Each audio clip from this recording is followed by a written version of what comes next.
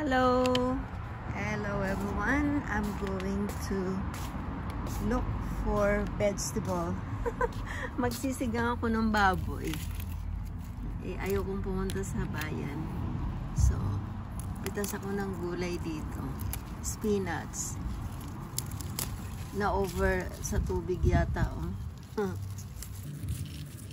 So, natin.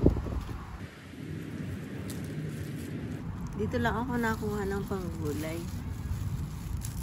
Safe pa. Walang spray. Organic. Organic siya. Ayan. Pitas-pitas tayo ng gulay. Ayan. May konting gulay na. Ano pa tayo? Ito yung yung tinanim ko dati. Pero kinain ng slugs yung iba, kaya ito natira. Oh, dito meron pa dito. Diba? Sige lang. Ayan, marami pang spinach na nabuhay. Tapos ito, oh, may malaki na. Pitasin na natin. Pwede na to sa sinigang. Kasi may beans naman tong kasabay sa paso. Para hindi matagnungan.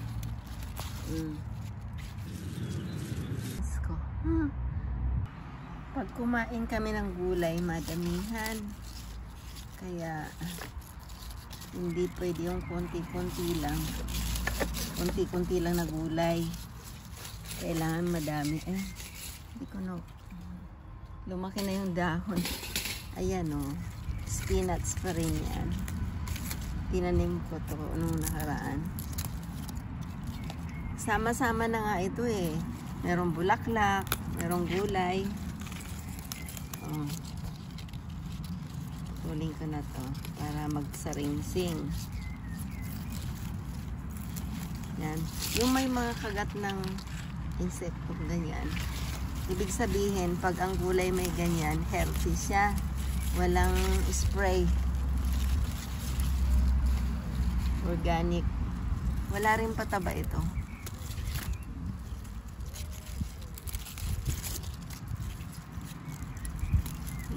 Ubusin na natin.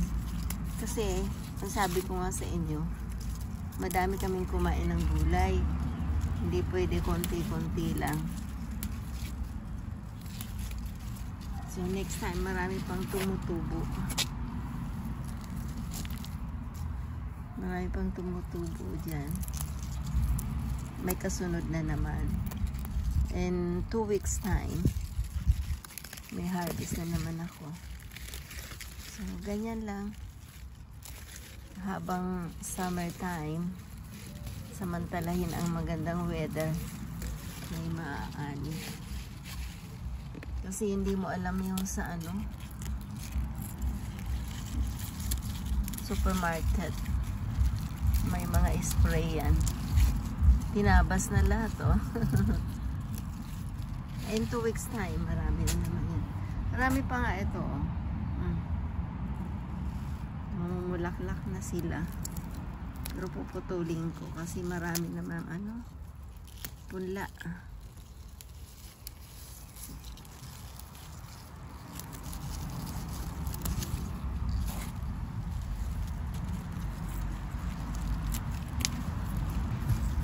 Yan, tinatalbosan ko sila.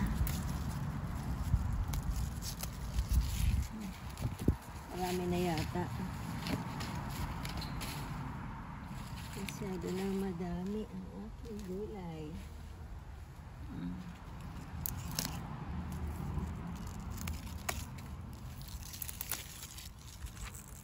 Next time ulit.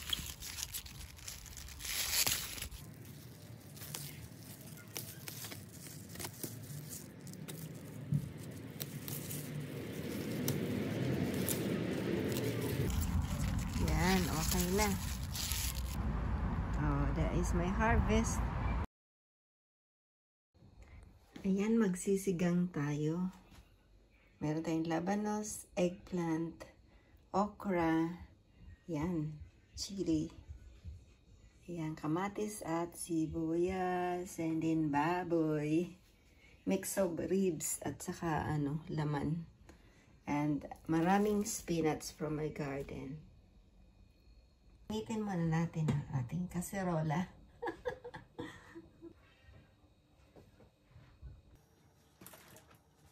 Let's start. Hindi ako nagigisa kasi dagdag mantika pa din yan. Then, mikos.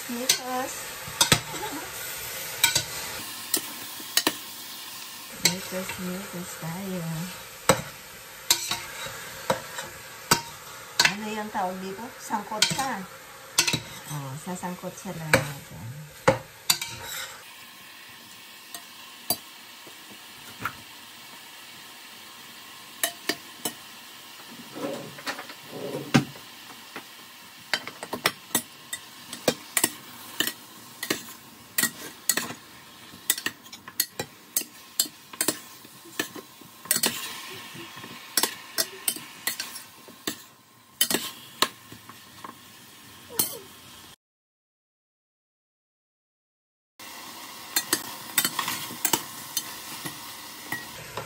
Ilalagay ko na ang sibuyas at kamatis. Mikos.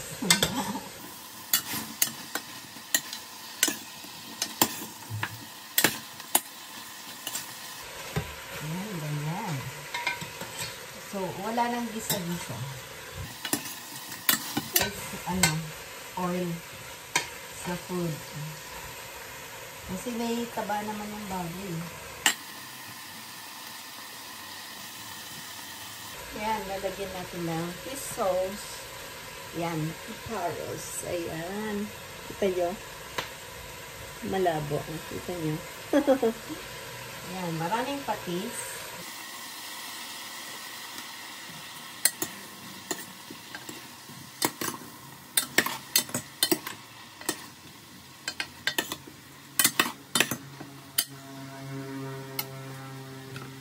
Sasabawan na tubig lang ito. And then, cover.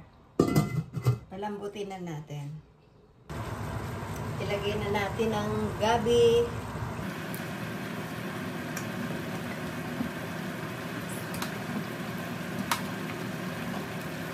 At saka yung labanos. Kasi malalaki yung labanos natin. Sama yung sili, aanghaw yan.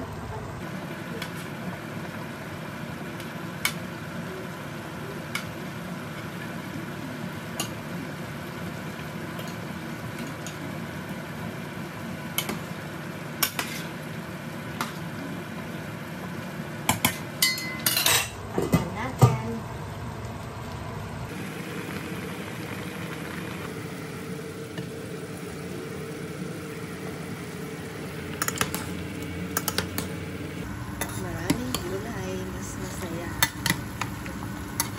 Masarap.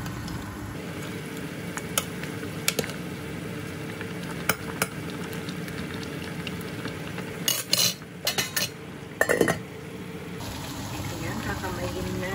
Ilagay na natin ang okra. Maraming okra.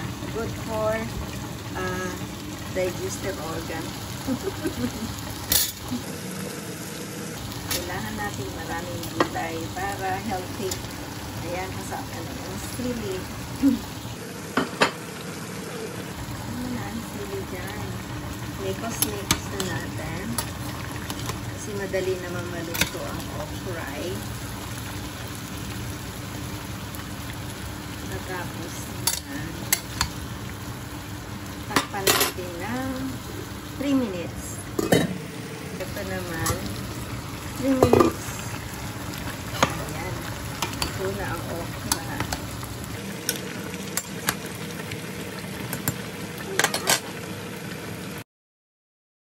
Ilalagay ko na ang sinigang red gabi. Ayan. Tapos, dagdagan natin na. Dagdagan natin ito. Kasi may konting natira dito. Lagay natin. Yan ang sinigang. Natry nyo na ba ang sinigang sa dahon ng mangga? Masarap yan. And then, haluin natin. Haluin natin. Sinikas na.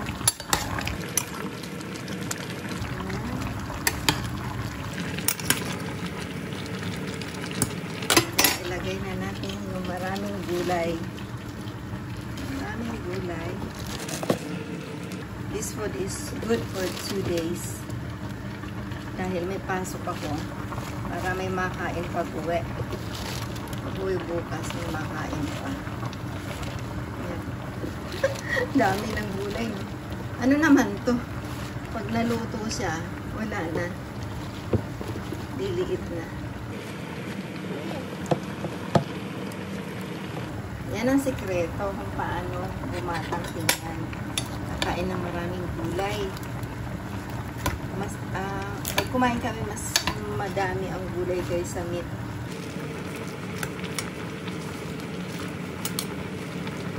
And source of protein din naman ito.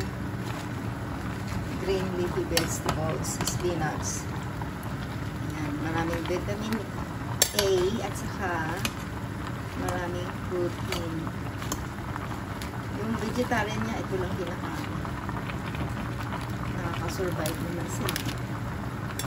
Halo na natin. Silalim ng gulay. Malakas kami sa gulay, kaya wag na kayo magtaka.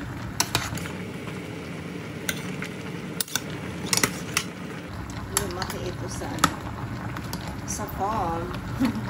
Lumaki akong anak ng farmer. Ayan, ayan.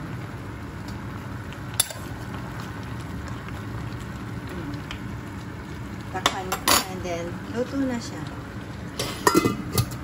Ayan. Dahil mainit pa yung kalan, i-off ko na ito. Ayan.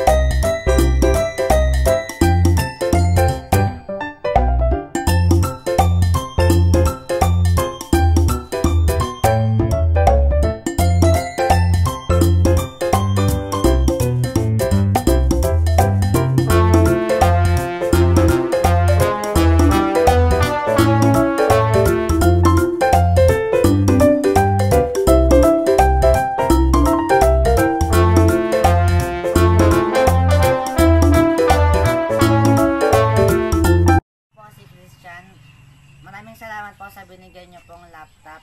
Malaking tulong po ito sa aming pag-aaral.